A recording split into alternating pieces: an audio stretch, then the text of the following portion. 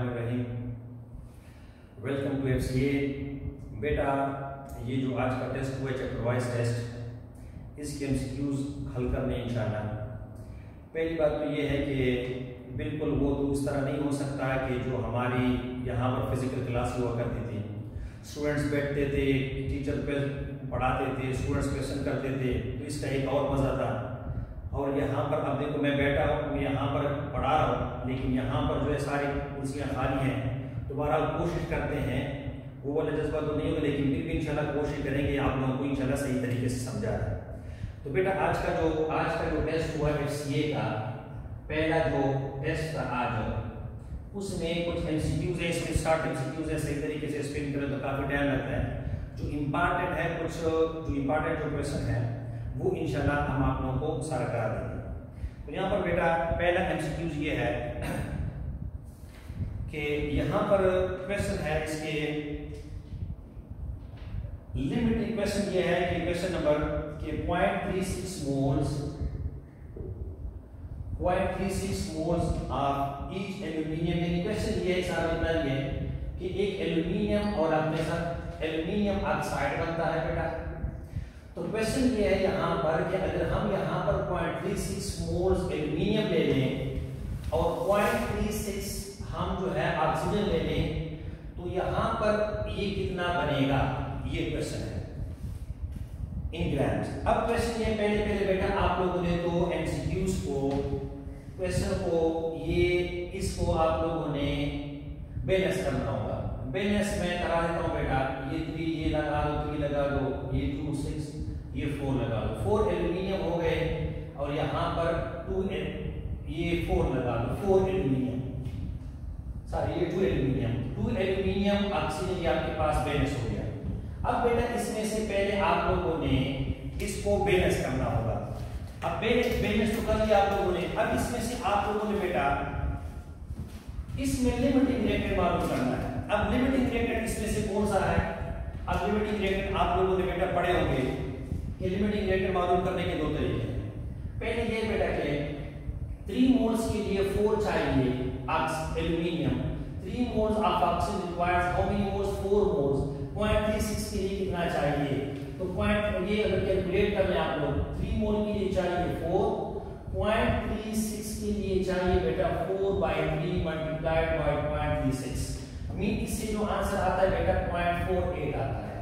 तो यहाँ पर होने चाहिए 0.48 होने चाहिए, लेकिन बेटा ये तो 0.36 0.48 से कम है, लिहाजा aluminium is a limiting reactant. अब देखो बेटा, अब आप लोगों ने ये इस्तेमाल करना है।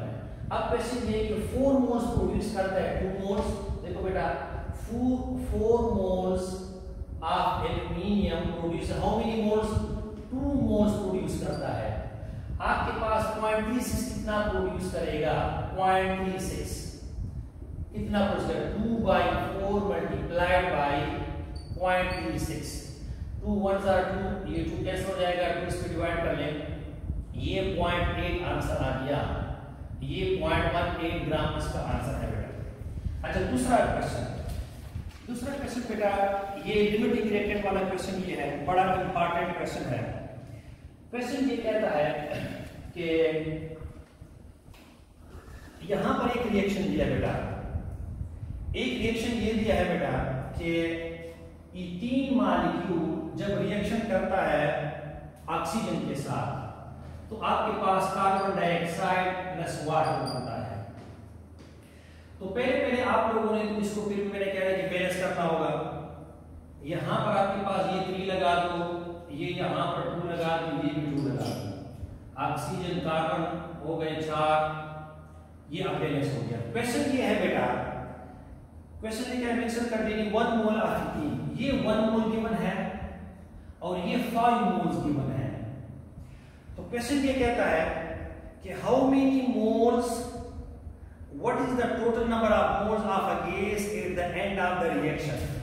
ये गैसियस स्टेट में है, ये भी गैसियस स्टेट में है, ये भी गैसियस स्टेट में है, ये भी गैसियस। तो क्वेश्चन ये कहता है कि अगर आपके पास 1 मोल इथीन हो और 5 मोल आपके पास ऑक्सीजन हो, तो at the end of the reaction आपके पास कितने गैस के मोल्स रह जाएंगे? अब जरा सुनो बेटा, अब पहले आप लोगों ने इसमें से लिमिटिंग रिएक्टेंट मालूम करना है। देखो बेटा 1 मोल के लिए कितना चाहिए, 3 चाहिए। तो यहाँ पर 1 मोल गिवन है, यहाँ पर 5 मोल गिवन है, तो 1 मोल के लिए 3 चाहिए। तो जब यहाँ पर 3 यूज होगा तो 2 तो बाकी बच जाएंगे, 5 में से 3 यूज होंगे, बाकी 2 बच जाएंगे। ठीक है बेटा। अच्छा 2 मोल्स यहाँ पर ये बने हैं at the end of the reaction, 2 moles ये बने हैं, तो total at the end of the reaction. दोबारा सुनिए इस क्वेश्चन को बेटा। क्वेश्चन ये कहता है कि at the end of the reaction कितने गैसेस के मोल्स रह जाएंगे।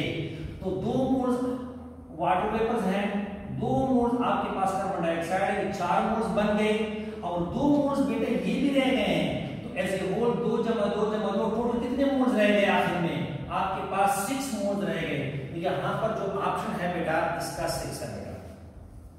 अच्छा क्वेश्चन नंबर 3, क्वेश्चन नंबर 3 ये है बेटा, यहाँ पर एक क्वेश्चन लिखा है कि which one of the following is a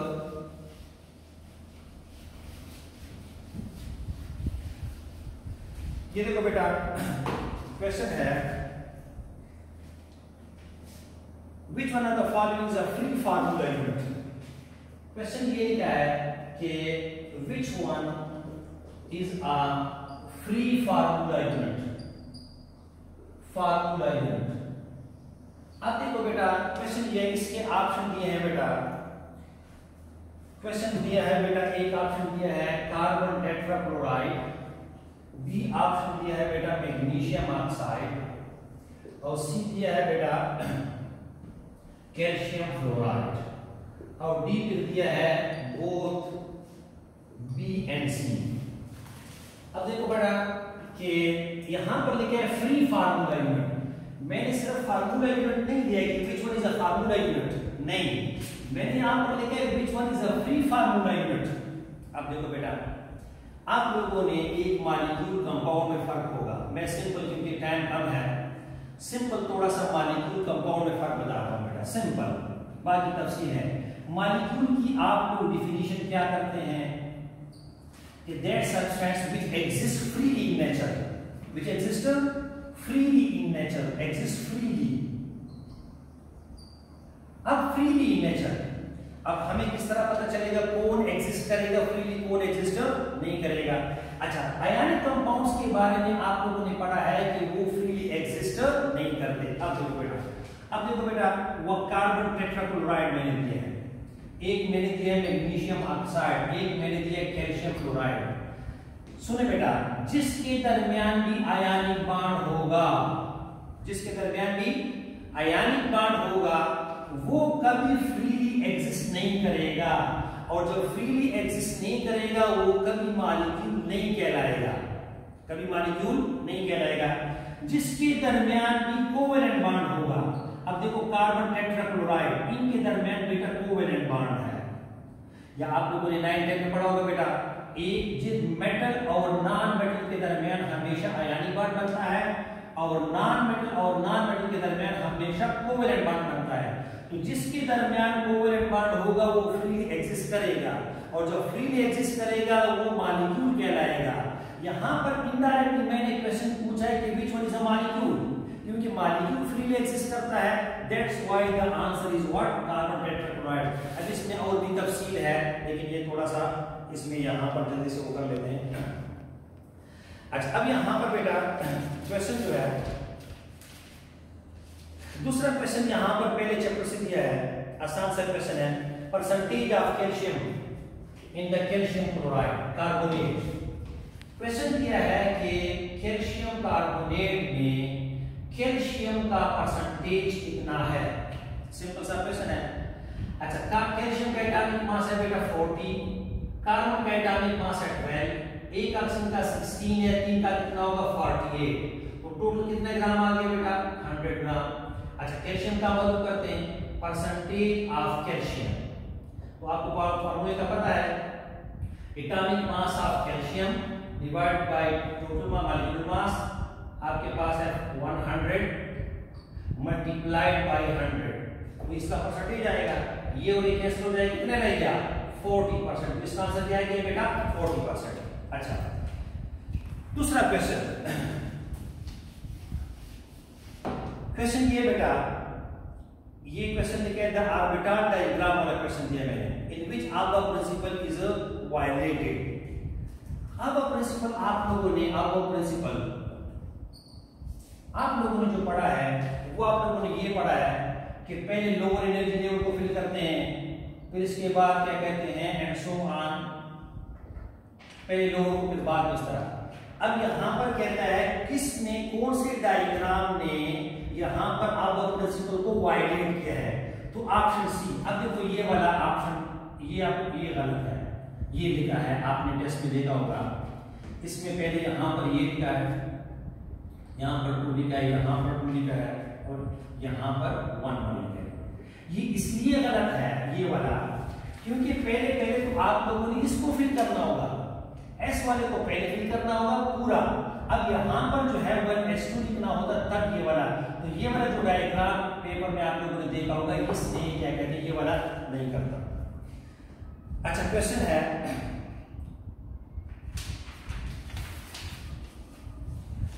question एक और इंपॉर्टेंट क्वेश्चन है बेटा, वो ये वाला है, बाहर टीचिंग में नहीं आ रहा लेकिन बहरहाल क्या कहते हैं कुर्सियों को लगे हैं, एक कोई क्या कहते हैं वीडियो बना रहा है, दूसरा हम ये कर रहे हैं, लेकिन बहरहाल हम कोशिश करते हैं हम आप लोग की जो भी प्रॉब्लम्स हैं वो यहाँ पर क्या कहते हैं मैं आप लोगों को व्हाट्सएप नंबर देता हूँ, तो व्हाट्सएप नंबर पे आप लोग आज के पेपर के जितने भी क्वेश्चन हैं वो इंशाल्लाह दोबारा भी पूछ सकते हैं इंशाल्लाह, फिर आज मैं व्हाट्सएप नंबर दे दूंगा इंशाल्लाह। ये क्वेश्चन है बेटा, क्वेश्चन लिखा है कि 3 वो दिए हैं, कार्बन मोनोऑक्साइड गिवन है, कार्बन डाइऑक्साइड गिवन है और जनाबे वाला कार्बोनेट गिवन है। अब यहां पर जो है क्वेश्चन क्या कहता है इसके बारे में, क्वेश्चन ये कहता है the correct order of increasing CO bond length, मतलब बॉन्ड लेंथ इसमें सबसे ज्यादा कार्बन और ऑक्सीजन दरमियान किसका ज्यादा है। तो सिंपल है बेटा, आप लोगों ने पढ़ा है, फर्स्ट ईयर में भी पढ़ा है, सेकंड ईयर में पढ़ा होगा, पढ़ा है। देखो बेटा, जब भी आपके पास कार्बन कार्बन के दरमियान अगर सिंगल बॉन्ड लेंथ है, इसका जो बॉन्ड लेंथ है 1.5 एंगस्ट्रॉम। फिर आप लोगों ने पढ़ा है कि डबल बॉन्ड होता है तो 1.34, ट्रिपल बॉन्ड होता है तो और भी कम होता है 1.20 समथिंग आता है। अच्छा, मतलब ये है कि यहाँ पर सिंगल बॉन्ड का ज्यादा, डबल बॉन्ड का कम, ट्रिपल बॉन्ड का और भी कम। जितना यहाँ पर मल्टीपल बॉन्ड होंगे उतना इनके दरमियान बॉन्ड लेंथ क्या होगा, कम होगा। ये सिंपल है। अब देखो बेटा, कार्बन मोनोऑक्साइड के दरमियान तो बेटा आप लोगों ने पढ़ा है कि ट्रिपल बॉन्ड होता है, कार्बन डाइऑक्साइड के दरमियान बेटा आप लोगों ने पढ़ा है इसके दरमियान डबल बॉन्ड है, और कार्बोनेट का जो स्ट्रक्चर है बेटा वो तो आपके पास जो है वो यहाँ पर सिंगल बॉन्ड और डबल बॉन्ड है। तो सबसे जो कम बॉन्ड लेंथ हुआ ये वाला हुआ, फिर इसके बाद ये कम बॉन्ड लेंथ हुआ, फिर इसके बाद सबसे ज्यादा बॉन्ड लेंथ हुआ वो सिंगल बॉन्ड है, वो ये वाला करेक्ट है। तो यहाँ पर जितना मल्टीपल बॉन्ड होगा उसकी बॉन्ड लेंथ क्या होगी, कम होगी। जितना मल्टीपल बॉन्ड मतलब कम होगा, सिंगल बॉन्ड का बॉन्ड लेंथ ज्यादा होता है as compare to triple bond, as compare to. अच्छा, क्वेश्चन नंबर जो है बेटा कि यहाँ पर जो है क्वेश्चन लिखा है can expel proton from paraffin wax. आप लोगों ने चैप्टर नंबर 2 में वहां पर जो है अगर आप लोगों को याद हो एक्सपेरिमेंट किया है, यहां पर जो डिस्कवरी ऑफ न्यूट्रॉन में यहां पर क्वेश्चन है कि यहां पर अगर आपके पास न्यूक्लियस में प्रोटॉन है तो न्यूक्लियस में एक बात बता दो बेटा, रदरफोर्ड ने जो पहले जो पेशन गोई की थी कि किसी भी एटम में प्रोटॉन और इलेक्ट्रॉन के अलावा एक और पार्टिकल भी है, ये रदरफोर्ड ने पहले कहा था 1920 में। 2 बातें रदरफोर्ड ने की थी। एक बात ये की थी कि ये जो है एक और पार्टिकल है और हेवी न्यूट्रल पार्टिकल, और दूसरी बात बेटा क्या की थी, दूसरी बात ये की जो मैंने एमसीक्यूज में दिया है, दूसरी बात ये की थी कि यहाँ पर जो इसका पहली बात ये की थी कि इसमें एक न्यूट्रल पार्टिकल है, और ये न्यूट्रल पार्टिकल जो है वो जो है न्यूट्रल पार्टिकल भी है लेकिन इसका मास तकरीबन प्रोटॉन के मास के बराबर है। ये 2 बातें है, न्यूट्रल पार्टिकल और इसका मास किसके बराबर है, प्रोटॉन के मास के बराबर। ये बात है रदरफोर्ड ने की थी, जो कि जेम्स चैडविक ने बाद में मतलब क्या कहते हैं इसने सही साबित किया है। अब देखो कैसे जो एमसीक्यूज है, एमसीक्यूज ये है कि यहाँ पर जो न्यूट्रॉन है, न्यूक्लियस में जो न्यूट्रॉन है, तो यहाँ पर कौन सा पार्टिकल इसको न्यूट्रॉन को यहाँ से निकाल सकता है। तो देखो बेटा मैं एक एग्जांपल दे दूं, अगर इस मार्कर से मैं इस चेयर को फेंक दूं तो ये चेयर यहाँ से उधर नहीं जाएगा, क्योंकि इस मार्कर का मास कम है और चेयर का मास ज्यादा है। या मार्कर से मैं अगर इस डस्टर को भी फेंक दूं, इस डस्टर को भी फेंक दूं तो डस्टर इधर से नहीं जाएगा क्योंकि डस्टर का मास ज्यादा है। लेकिन हाँ, अगर इस मार्कर से मैं इस मार्कर को फेंक दूं तो मार्कर यहाँ से जाएगा, क्योंकि इसकी जो मास है वो कंपेरेबल है। तो इसका जब यहाँ से मालूम किया कि न्यूट्रॉन को जब निकाला तो एक्सपेरिमेंट जो किया था वो प्रोटॉन से इसको हिट किया था। जब प्रोटॉन से तो न्यूट्रॉन निकल आया था, तो इसका मतलब ये था कि प्रोटॉन और न्यूट्रॉन के मासेस तकरीबन क्या कंपेरेबल है। तो यहाँ पर जो आंसर आता है बेटा वो प्रोटॉन इज एबल, इलेक्ट्रॉन का मास तो कम है, इलेक्ट्रॉन इसको नहीं मतलब क्या कहते निकाल सकते क्योंकि इसका मास कम है, जो मैंने एग्जांपल दिया। हाँ, प्रोटॉन का मास और न्यूट्रॉन का मास कंपेरेबल है, इसलिए इसको यहां से निकाल सकते हैं। तो आंसर क्या होगा बेटा? प्रोटॉन। अच्छा, क्वेश्चन ये बेटा, which of the following is not paramagnetic in nature? Paramagnetic तो आप लोगों ने बेटा पढ़ा होगा, पैरामैग्नेटिक आप लोगों ने पढ़ा होगा बेटा,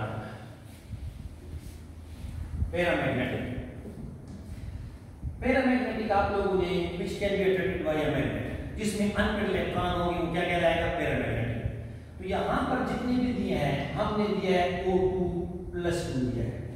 आप लोगों को पता है, आप लोगों ने अगर किया होगा ऑक्सीजन के यहां पर ये डायग्राम आप लोगों ने देखा होगा, ये डायग्राम आप लोगों ने देखा होगा,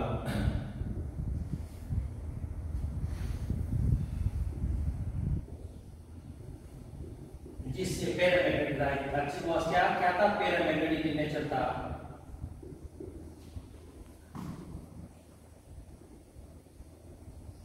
अब देखो बेटा, ये दो इलेक्ट्रॉन्स यहाँ के तो आप लोगों को पता है कि लोअर एनर्जी लेवल पे फिल करेंगे, यहाँ पर दो इलेक्ट्रॉन्स आएंगे, यहाँ पर दो इलेक्ट्रॉन्स और यहाँ पर जो है एक इलेक्ट्रॉन यहाँ पर आएगा, क्योंकि टोटल कितने इलेक्ट्रॉन्स है? 1 2 और 4 और 4 8, नीचे 6 आ गए, ऊपर 2 आ गए। अब देखो बेटा, फिर आप लोगों ने कहा इसमें अनपेड इलेक्ट्रॉन दिखाई दे रहे हैं, और जिसमें अनपेड इलेक्ट्रॉन होंगे वो क्या होगा? पैरामैग्नेटिक। तो यहाँ पर क्वेश्चन क्या है? O2+2 दिया है, मतलब इसमें दो इलेक्ट्रॉन क्या किए? लॉस किए। तो जब ये भी लॉस होगा और ये भी लॉस होगा तो इसमें कोई भी अनपेड इलेक्ट्रॉन नहीं होगा, लिहाजा ये भी क्या कहलाएगा? ये डाईमैग्नेटिक कहलाएगा। अच्छा, बाकी दूसरे जो है क्वेश्चन में वो क्या कहते हैं? N2+1, इसमें क्या कहते हैं? एक इलेक्ट्रॉन N2+1 और दूसरा which is not पैरामैग्नेटिक। हाँ, ये वाला पैरामैग्नेटिक नहीं है, बाकी जो है लिखा है बेटा O2+1 लिखा है। O2+1 जो है यहाँ पर दो इलेक्ट्रॉन थे, एक इलेक्ट्रॉन अगर चला गया तो ये तो फिर भी एक इलेक्ट्रॉन रह गया, तो ये क्या कहलाएगा? ये क्या कहलाएगा? पैरामैग्नेटिक। अगर दोनों चले गए तो क्या कहलाएगा? डाईमैग्नेटिक। इसी तरीके से आप लोगों ने नाइट्रोजन भी पढ़ा था, N2 यहाँ पर +1 दिया है, क्या दिया है? N2+1 दिया है। अब यहाँ पर नाइट्रोजन में तो यहाँ पर 3 इलेक्ट्रॉन थे, अगर आप लोगों को याद हो तो 6 इलेक्ट्रॉन थे, यहाँ पर ये डाईमैग्नेटिक है, N2 is a diamagnetic nitrogen molecule. लेकिन अगर एक इलेक्ट्रॉन चला गया, एक इलेक्ट्रॉन कम हो गया, तो यहाँ पर ये क्या आएगा बेटा? अनपेड इलेक्ट्रॉन आएगा। तो ये भी पैरामैग्नेटिक है, ये भी पैरामैग्नेटिक है, और O2+2 जो है ये क्या है? डाईमैग्नेटिक। अच्छा, क्वेश्चन यहाँ पर ये है, विच नाइट्रेट आयन में कौन सा हाइब्रिडाइजेशन है बेटा? इसको देख लो। हाइब्रिडाइजेशन बेटा बहुत ही इंपॉर्टेंट वो है, इसमें दो तरीके मैं बता दूं। हाइब्रिडाइजेशन देखो बेटा, हाइब्रिडाइजेशन का सिंपल तरीका हाइब्रिडाइजेशन का, यहाँ पर मैंने 2-3 क्वेश्चन दिए हैं चैप्टर नंबर 3 हाइब्रिडाइजेशन। देखो बेटा, एक तो ये है, यहाँ पर मैंने सिंपल क्वेश्चन दिया है नाइट्रेट -1 में कौन सा हाइब्रिडाइजेशन है। एक तो आप लोगों ने मालूम ये पढ़ा होगा कि नंबर ऑफ ये तो हर एक ने पढ़ा है, number of sigma bonds plus क्या लोन पेयर इलेक्ट्रॉन्स, ये तो हर एक स्टूडेंट को पता है ये वाला फार्मूला। लेकिन यहाँ पर तो काफी टाइम लगता है इस पे, इसमें नंबर ऑफ बॉन्ड्स कितने होंगे, सिग्मा बॉन्ड्स कितने होंगे, लोन पेयर कितने होंगे, ये मालूम करना थोड़ा सा क्या होगा, मुश्किल होगा। इसलिए आसान सा फार्मूला बताता हूँ बेटा। आप लोगों ने टोटल वैलेंस इलेक्ट्रॉन मालूम करने होंगे, वैलेंस इलेक्ट्रॉन। अब देखो बेटा इसके 3 रूल्स हैं, लेकिन ऐसा आप टेस्ट में इंशाल्लाह बताता रहूंगा। नाइट्रोजन जो है इसमें टोटल वैलेंस नाइट्रोजन कौन से ग्रुप में है बेटा, 5वें ग्रुप में है, तो आखिरी शेल में 5 इलेक्ट्रॉन है। अच्छा ऑक्सीजन के आखिरी शेल में 6 इलेक्ट्रॉन है, तो 3 ऑक्सीजन में कितने होंगे, 18।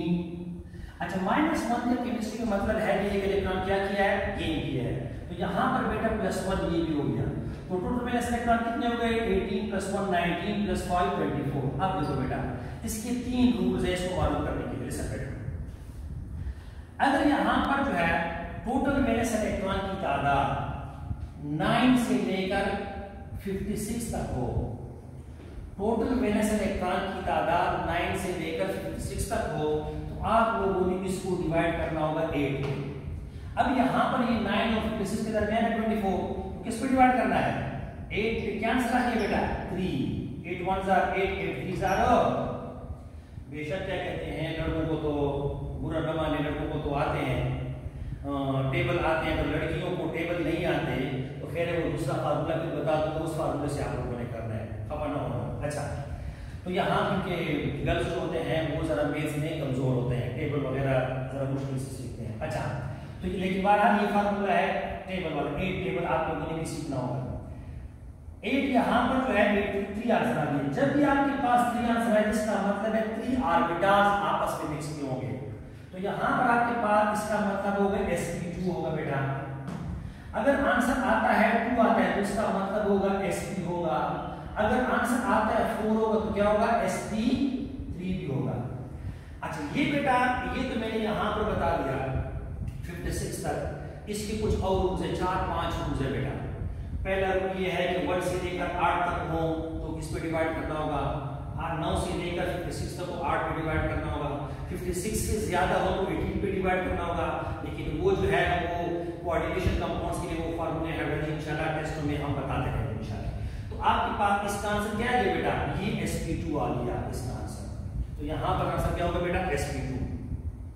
अच्छा इसमें एक और क्वेश्चन भी दिया है नाइट्रेट वाला, किसमें how many pair bonds are there and how many lone pairs are there nitrate ion में। इसको देखो जरा बेटा, ये लिखा है बेटा NO3 नाइट्रेट में, क्वेश्चन ये है बेटा पेपर में कि इसमें कितने बॉन्ड पेयर्स हैं और कितने लोन पेयर्स हैं, इसको देखो बेटा। अच्छा नाइट्रोजन बेटा कौन से ग्रुप में है, 5वें ग्रुप में है, तो लिहाजा इसके ऑक्सीजन में कितने इलेक्ट्रॉन होंगे, 50 होंगे या 5 होंगे, 5 इलेक्ट्रॉन्स होंगे। अच्छा इसके ऑक्सीजन 5 इलेक्ट्रॉन्स हैं, ऑक्सीजन के आखिरी शेल में ये 3 ऑक्सीजन है बेटा, 3 ऑक्सीजन, ठीक है। अब यहाँ पर 3 ऑक्सीजन है तो इसके आखिरी शेल में 6 इलेक्ट्रॉन्स हैं, ये 6 इलेक्ट्रॉन्स हैं, ये बेटा 6 इलेक्ट्रॉन्स हैं और ये भी 6 इलेक्ट्रॉन्स हैं। इसको अपना शेल कंप्लीट देखो बेटा, ये आपस में डबल कोवेलेंट बॉन्ड बनाते हैं स्ट्रक्चर, इसके 5 के ये 2 शामिल हो गए, कितने हो गए, 7 हो गए, ठीक है बेटा। अच्छा इसको अपने एक शेल कंप्लीट करने के लिए एक चाहिए, आपस में डबल कोवेलेंट बॉन्ड बनाए, ठीक है बेटा। अच्छा इसके 8 को इसके सारे इसके 6 7 हो गए, यहाँ पर आपके पास जो है इनके साथ जो है डबल ये क्या नाम है, ये इसके साथ हो गए, ये किस तरह बॉन्ड बनाएगा, ये बेटा बनाएगा बॉन्ड, ये टू कोऑर्डिनेट कोवेलेंट बॉन्ड बनाएगा, कौन सा बॉन्ड बनाएगा, कोऑर्डिनेट कोवेलेंट बॉन्ड बनाएगा।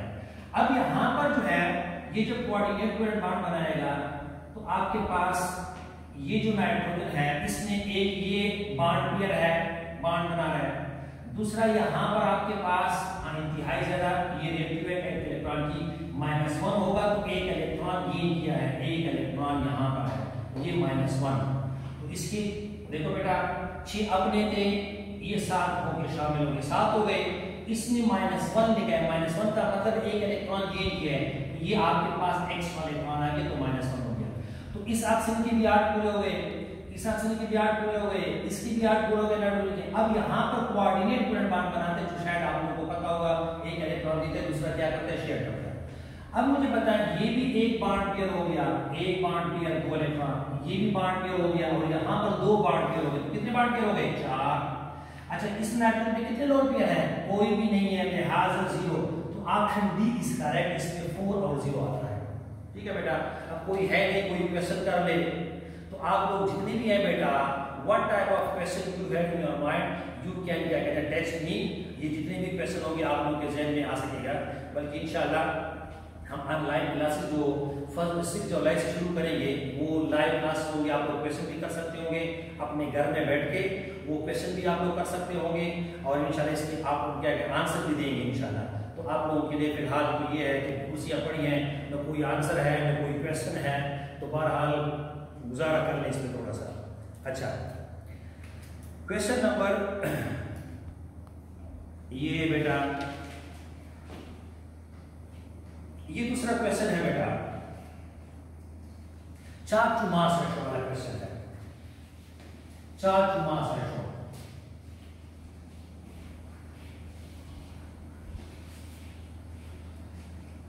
Charge to mass ratio. अब यहां पर दिया बेटा, चार्ज टू मास रेशो 3 दिया, of electron, charge to mass ratio of proton, charge to mass ratio of what, of neutron. ठीक है बेटा, charge to mass, charge of electron, mass of electron, charge of proton, mass of proton, charge of ये। अब मुझे बताएं आप लोग बेटा, आप लोगों को पता है कि आप लोगों ने एक फिक्रा पढ़ा है, charge to mass ratio of electron does not depend on any gas, क्योंकि इलेक्ट्रॉन का मास न होने के बराबर होता है, लिहाजा इसका वो हम नेगलेक्ट करते हैं। यहां पर आपके पास है charge to mass ratio of proton. आप लोग एक बात बता दो बेटा, देखो बेटा, मैं लिख पाता हूं 2/2 इज इक्वल टू 1, फिर मैं लिख पाता हूं 2/4 is equal to 1/2, 2/8 is equal to 1/4। कहने का मतलब ये बेटा कि अगर ज्यादा पे डिवाइड करोगे तो आंसर कम आएगा। यहाँ पर 2 डिवाइड किया 1 आ गया, 4 पे डिवाइड किया 2 आ गया, 8 पे डिवाइड किया और भी आंसर कम आ गया। मतलब ज्यादा पे डिवाइड करोगे तो आंसर क्या आएगा, कम आएगा। तो यहाँ पर प्रोटॉन का जो मास है बेटा, वो तो ज्यादा होता है इलेक्ट्रॉन से, लिहाजा ये तो आपके पास क्या कहते हैं, ये ज्यादा पे डिवाइड करना होगा। तो चार्ज मास ऑफ प्रोटॉन जो है वो चार्ज मास ऑफ इलेक्ट्रॉन से क्या होगा, कम होगा, क्योंकि यहाँ पर प्रोटॉन का मास ज्यादा होता है, इसलिए यहाँ पर। अच्छा, न्यूट्रॉन जो है, न्यूट्रॉन आप लोग मुझे बताएं, न्यूट्रॉन का तो मास और भी ज्यादा होना चाहिए, लेकिन हमने तो लिखा है वहां पर कि न्यूट्रॉन का मास तो कम है, बल्कि 0 है। इसलिए 0 है बेटा क्योंकि न्यूट्रॉन पर कोई चार्ज ही नहीं होता। जब न्यूट्रॉन पे चार्ज नहीं है, 0 चार्ज है, 0 जिस पे भी डिवाइड कर ले, 50 पे डिवाइड कर ले, 1000 पे डिवाइड कर ले, तो आपके पास आंसर आता है 0। आप लोगों ने बेस में रट्टा लगाया होगा कि जो क्या 0 पे डिवाइड करते हैं तो ये आपके पास आंसर क्या है, 0 आता है। लिहाजा सबसे कम चार्ज मास किसका हुआ, न्यूट्रॉन का। ठीक है, फिर इसके बाद जो है सबसे कम मास किसका हुआ, फिर प्रोटॉन का हुआ, और सबसे ज्यादा जो हुआ बेटा वो किसका हुआ, इलेक्ट्रॉन। तो ये वाला ऑप्शन सही। अच्छा बेटा, क्वेश्चन नंबर दूसरा क्वेश्चन है, which of the following bond has maximum bond energy. देखो बेटा, आप लोगों ने पढ़ा है बॉन्ड एनर्जी, बॉन्ड एनर्जी, किसकी बॉन्ड एनर्जी ज्यादा है, किस चीज पे बॉन्ड एनर्जी डिपेंड करता है। एक क्वेश्चन मैंने दिया बेटा, HF दिया है, सॉरी ये CF दिया है, कार्बन CCl दिया है, CBr दिया है और CI दिया है। ये दो बातों पे डिपेंड करता है बेटा। लिसन, एक तो यहाँ पर इसकी इलेक्ट्रोनेगेटिविटी ज्यादा है सबसे, इसकी थोड़ी सी कम है, यहाँ पर थोड़ी सी और भी कम है, सबसे कम है। जितनी electronegativity magnitude of negative charge और पॉजिटिव चार्ज ज्यादा होगा, उतना इनके दरमियान फोर्स ऑफ अट्रैक्शन ज्यादा होगा। जब फोर्स ऑफ अट्रैक्शन ज्यादा होगा तो इसको बॉन्ड तोड़ने के लिए ज्यादा एनर्जी रिक्वायर होगी, दैट्स व्हाई इसकी बॉन्ड एनर्जी ज्यादा। और यहाँ पर इलेक्ट्रोनेगेटिविटी आयोडीन की कम है, तो यहाँ पर नेगेटिव चार्ज का मैग्नीट्यूड भी कम होगा और जब नेगेटिव चार्ज का मैग्नीट्यूड कम होगा तो पॉजिटिव चार्ज का मैग्नीट्यूड भी कम होगा, लिहाजा इनके दरमियान अट्रैक्टिव फोर्स कम होगा, और जब अट्रैक्टिव फोर्स कम होगा तो इस बॉन्ड को तोड़ने के लिए कम एनर्जी रिक्वायर होगी। तो सबसे ज्यादा बॉन्ड एनर्जी किसकी हो गई? इस पे। यहाँ पर एक बात मैंने बता दी कि यहाँ पर डिपेंड करता है, अगर नेगेटिव चार्ज का मैग्नीट्यूड ज्यादा होता है, पॉजिटिव चार्ज का मैग्नीट्यूड ज्यादा होता है, तो इनके दरमियान फोर्स ऑफ अट्रैक्शन क्या होगा? ज्यादा होगा। जब ज्यादा होगा तो इनके दरमियान बॉन्ड स्ट्रांग होगा तो उसको तोड़ने के लिए ज्यादा एनर्जी रिक्वायर होगी। अगर नेगेटिव पॉजिटिव चार्ज का मैग्नीट्यूड कम होता है तो इसको तोड़ने के लिए कम एनर्जी रिक्वायर होगी, लिहाजा यहाँ पर जो है इसकी बॉन्ड एनर्जी कम, इसकी बॉन्ड एनर्जी ज्यादा। और भी चीजों पर डिपेंड करते हैं, लेकिन इस क्वेश्चन के हवाले से मैंने ये बता दिया। अच्छा, क्वेश्चन नंबर बेटा, क्वेश्चन ये है दूसरा question, which species has the strongest bond? आप देखो बेटा, आप ये बात, ये एक और तरीके से क्वेश्चन है। यहाँ पर तो ये बता दिया, यहाँ पर मैंने ऑप्शन दिए स्ट्रॉन्गेस्ट बॉन्ड, स्ट्रॉन्गेस्ट बॉन्ड कौन सा होगा? लिसन बेटा, ऑप्शन दिए हैं बेटा नाइट्रिक ऑक्साइड, दूसरा ऑप्शन दिया है बेटा NO+, और यहां पर जो है NO- दिया है, तीसरा दिया है NO2-, ये सारा ये -2 ये दिया। अब देखो बात, एक और बात बेटा, बॉन्ड एक आप लोगों ने पढ़ा है, इसके अलावा में जो आप लोगों ने पढ़ा है बेटा, आप लोगों ने पढ़ा है सिंगल बॉन्ड है, यहाँ पर डबल बॉन्ड है, यहाँ पर ट्रिपल बॉन्ड है। आप लोगों ने ये पढ़ा है कि ट्रिपल बॉन्ड की जो बॉन्ड एनर्जी है वो ज्यादा है, क्योंकि 3 बॉन्ड को तोड़ने के लिए ज्यादा एनर्जी रिक्वायर होगी, ज्यादा पावर बेलने पड़ेंगे, इसको ज्यादा एनर्जी रिक्वायर होगी इसको तोड़ने के लिए, और सिंगल बॉन्ड को आसानी के साथ तोड़ा जा सकता है। एक बात बेटा, फिर आप लोगों ने एक और पॉइंट पढ़ा है, इसको थोड़ा सा समझा लो, फिर मैं इसकी तरफ आता हूं। आप लोगों ने पढ़ा है HH और आप लोगों ने पढ़ा है क्लोरीन।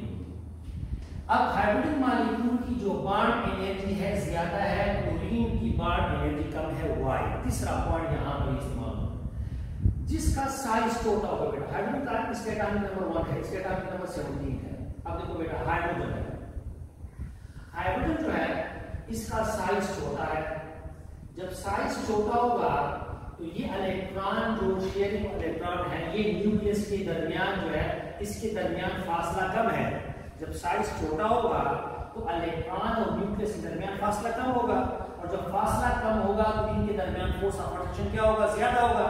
जब फोर्स ऑफ अट्रैक्शन ज्यादा होगा तो इस बॉन्ड को तोड़ने के लिए ज्यादा एनर्जी रिक्वायर होगी।